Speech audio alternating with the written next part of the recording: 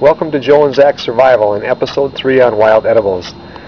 The plant we're looking at here is plantain. It's a very common plant, grows in disturbed ground. I mean, grows just about anywhere. It's early spring now, and this is the time when you want to eat it.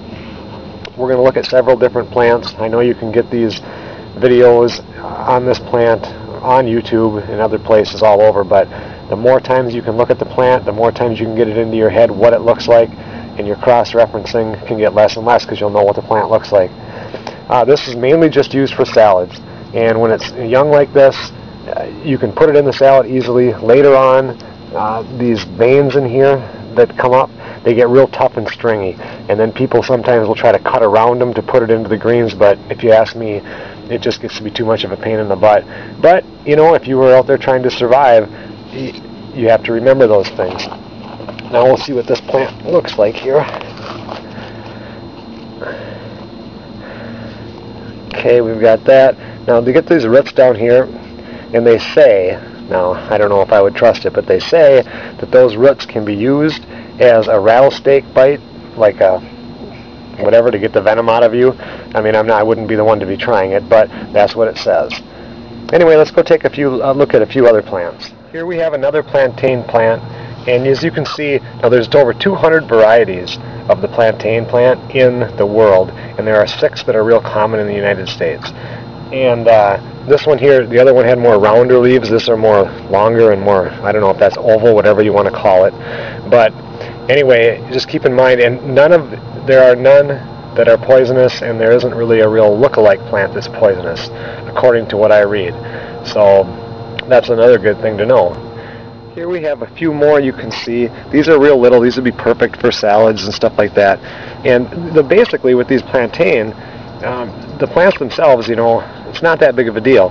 But the medicinal qualities on these are really good too. And if we look into the book here, this is my weeds book.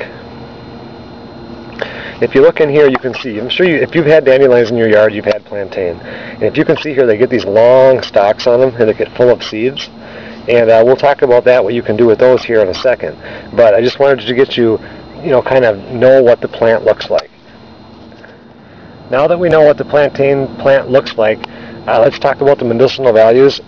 If we pull this plant, please don't mind my hands, they're just so beat up from work this week. If you mash it up till you get that juice to come out of it, if you get poison ivy or something like that, you rub it on your skin, and they say that it'll stop the rash if you do it within 15 minutes. Insect bites, if you rub it on there, it'll stop them from itching. There's several other things that it's good for. You can take it inside and outside. So if you eat it, it's supposed to be good for your heart. It contains beta-carotene and calcium, which would be good if you were out there in a bug-out situation. The most interesting thing that I have read about this, and I'm going to try it later, we have to wait till late spring, early summer when we get those seed stalks that you've seen in the weeds book. You take those seeds and you partially dry them, and then you take equal parts of that and butter and mix them together, and it's supposed to make a really good peanut butter. You can also take those and dry those seeds, and you can make like a low-grade flour to add to the flour that you already have.